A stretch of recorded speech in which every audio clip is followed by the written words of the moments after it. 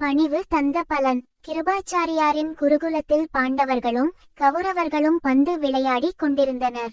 பந்து ஒரு கிணற்றுக்குள் விழுந்தது. அப்போது அழுக்கு துணி உடுத்தி மீசை தாடியுடன் வந்த துரோணர், கிணற்றை சுற்றி ஏன் நின்று கொண்டிருக்கிறீர்கள் என்றார். அவரது தோற்றம் துரியோதனனுக்கு அலட்சியத்தை ஏற்படுத்தியது.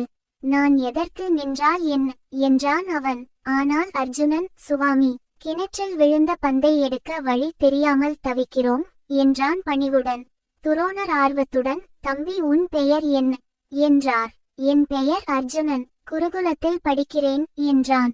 நல்லது, நீருக்குள் விழுந்த பொருளை எடுக்கும் மந்திர வித்தையை இப்போதே உனக்கு கற்று தருகிறேன் என்று சொல்லி அங்கிருந்த புற்களை பறித்தார்.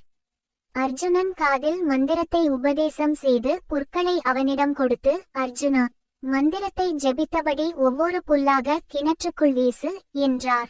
அந்த புட்கள் ஒன்றுக்கொன்று தைத்து கொண்டே போக நீண்ட கயிறாக மாறியது. அதன் உதவியுடன் பந்தை மேலே கொண்டு வந்தான் அர்ஜுனன். பின்னாளில் அவன் வில் வித்தையில் சிறக்க இந்த சம்பவம் அமைந்தது. எனவே வாழ்க்கையில் நாம் பணிவுடன் இருந்தால் மட்டுமே நம் வாழ்க்கை சிறக்கும். இந்த வீடியோ பிடிச்சிருந்தா லைக் பண்ணுங்க, கமெண்ட் பண்ணுங்க, சப்ஸ்கிரைப் பண்ணுங்க. நன்றி, வணக்கம்.